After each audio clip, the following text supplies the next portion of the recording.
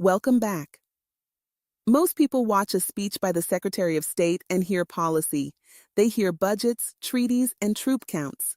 But if you look deeper into the subtext of what Marco Rubio just told the world in Munich, you see something much more profound. We aren't just witnessing a shift in diplomacy, we are witnessing the end of an era of managed decline.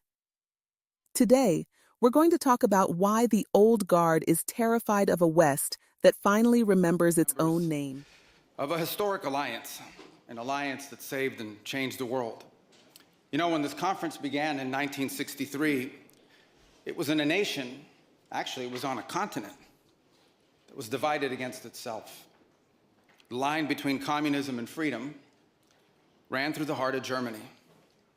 The first barbed fences of the Berlin Wall had gone up just 2 years prior. And just months before that first conference, before our predecessors first met here in Munich, the Cuban Missile Crisis had brought the world to the brink of nuclear destruction. Even as World War II still burned fresh in the memory of Americans and Europeans alike, we found ourselves staring down the barrel of a new global catastrophe. One with the potential for a new kind of destruction, more apocalyptic and final than anything before in the history of mankind. The time of that first gathering, Soviet communism was on the march. Thousands of years of Western civilization hung in the balance. At that time, victory was far from certain. But we were driven by a common purpose. We were unified not just by what we were fighting against. We were unified by what we were fighting for. And together, Europe and America prevailed. And a continent was rebuilt. Our people prospered. In time, the East and West blocks were reunited. A civilization was once again made whole. That infamous wall that had cleaved this nation into two came down, and with it, an evil empire. And the East and West became one again.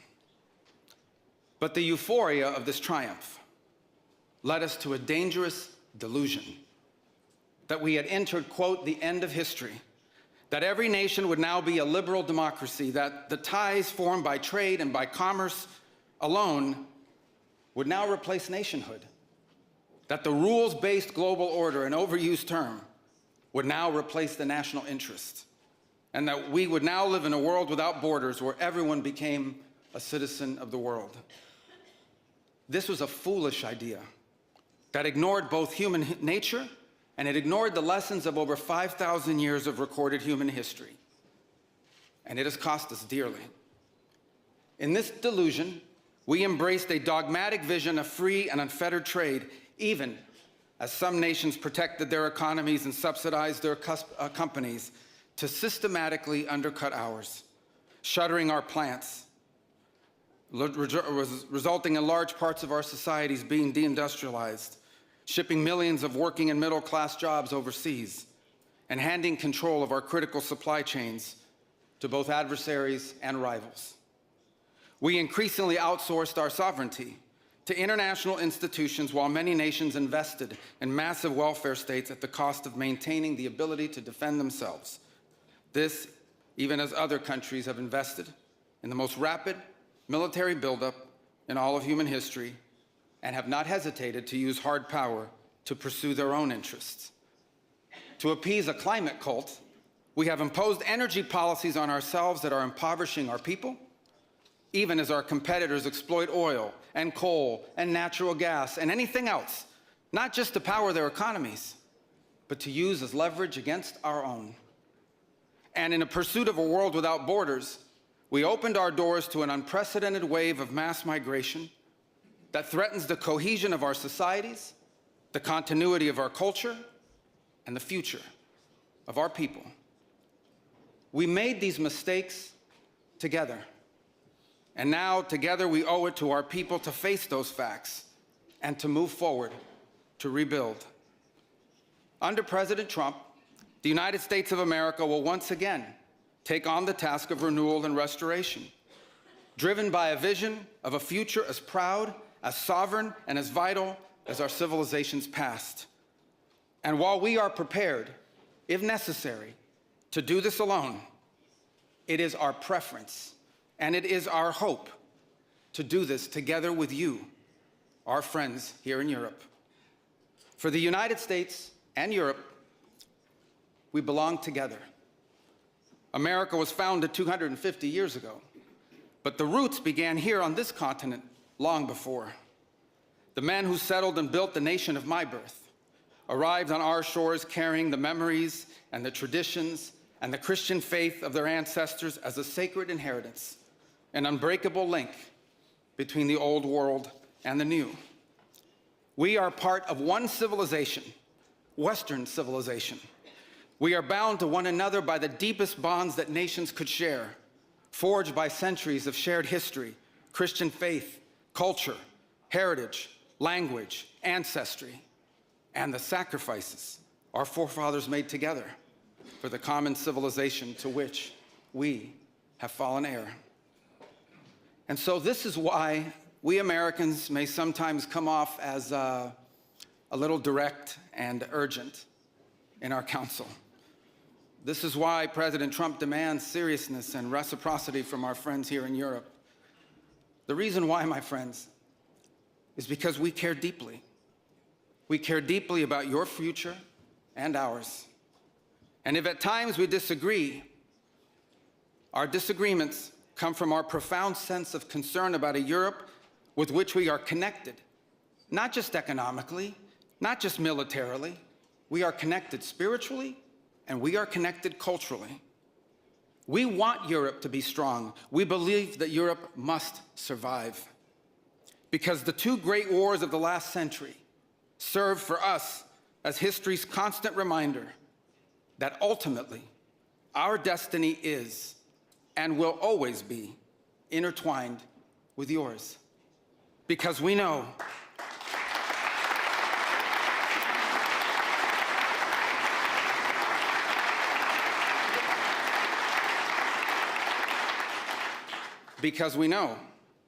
that the fate of Europe will never be irrelevant to our own. National security, which this conference is largely about, is not merely a series of technical questions. How much we spend on defense or where, how we deploy it, these are important questions, they are. But they are not the fundamental one. The fundamental question we must answer at the outset is, what exactly are we defending? Because armies do not fight for abstractions. Armies fight for a people. Armies fight for a nation. Armies fight for a way of life.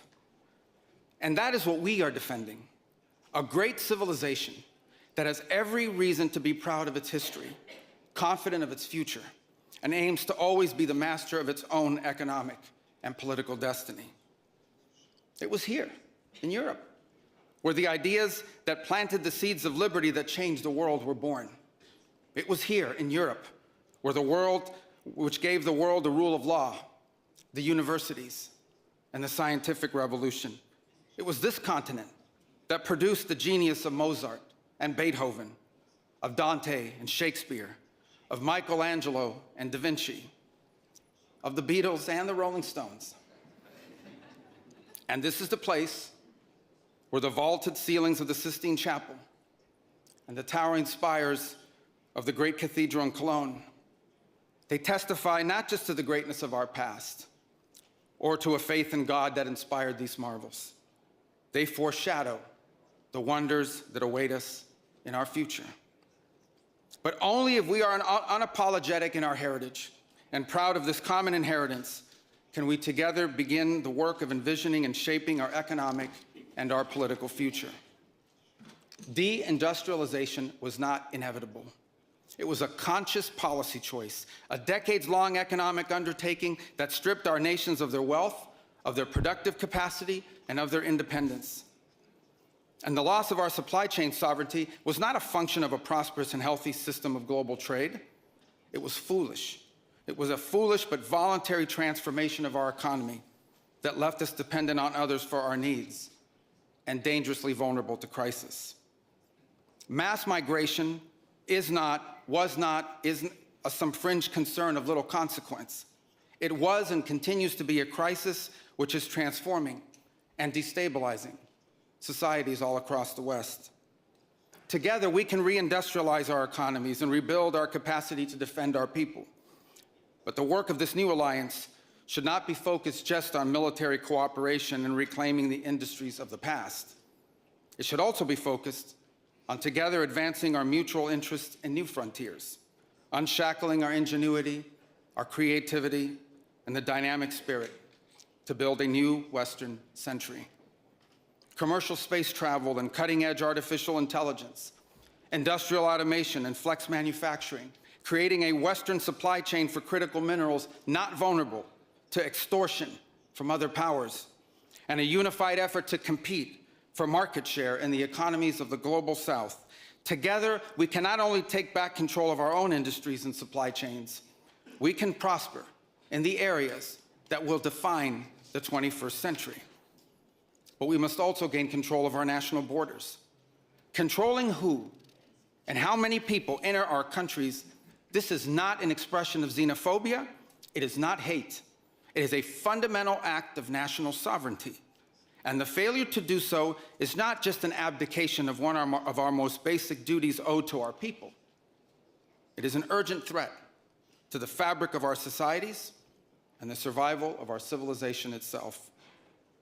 And finally, we can no longer place the so-called global order above the vital interests of our people and our nations.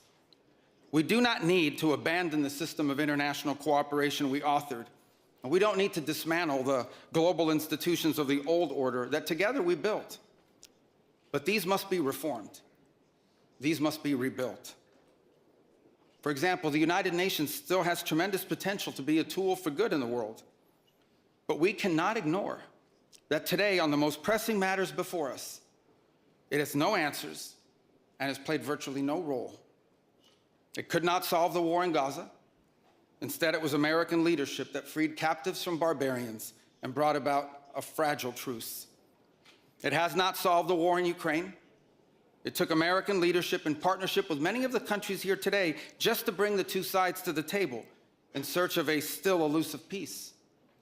It was powerless to constrain the nuclear program of radical Shia clerics in Tehran. That required 14 bombs dropped with precision from American B-2 bombers.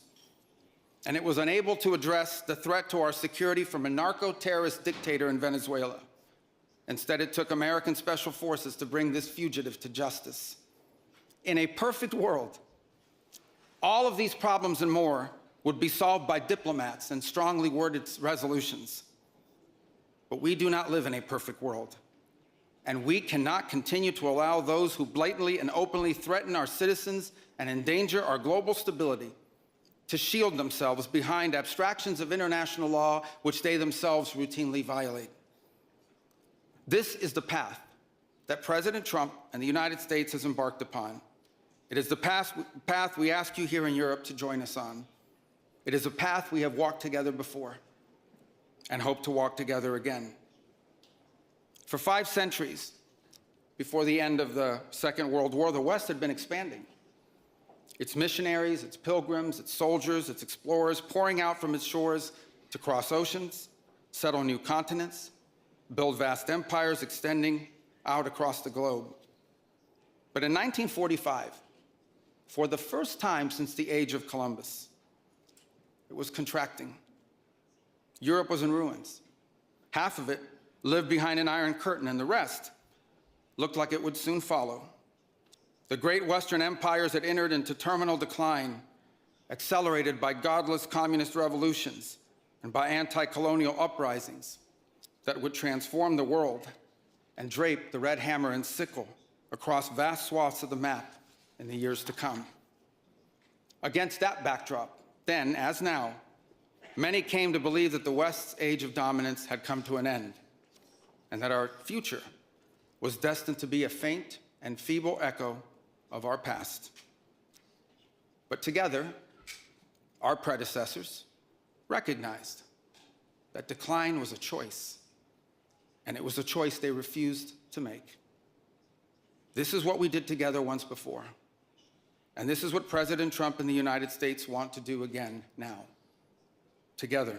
One of the most striking parts of the Secretary's address was his reminder that while we share a heritage with Europe, we are no longer interested in a one-sided partnership. In my view, this is just good business. You cannot manage a global alliance if your own house is in disorder. For the Black conservative community, we understand that sovereignty starts at home. You protect your borders, you protect your currency, and you protect your people first. That isn't isolationism. It's responsibility. Rubio touched on a theme that hits close to home: the cost of deindustrialization. For decades, we were told that shipping our manufacturing overseas was inevitable. But look at the results in our cities. When the jobs left, the stability followed. When we talk about America first, we are talking about bringing the dignity of a paycheck back to the American worker. We are talking about a policy that prioritizes a factory in the South over a boardroom in Brussels. That is how you restore a nation. The reaction in that room was telling. There is a specific class of people who find the mention of civilizational values or faith to be offensive. But Rubio was clear. A West that stands for nothing will eventually be replaced by those who stand for something. We are seeing a shift away from abstract globalism and a return to the things that actually matter: family, faith, and the rule of law. If that makes the tuxedo crowd uncomfortable, then perhaps it's because their era of influence is finally coming to an end. The Great Restoration is about more than just politics.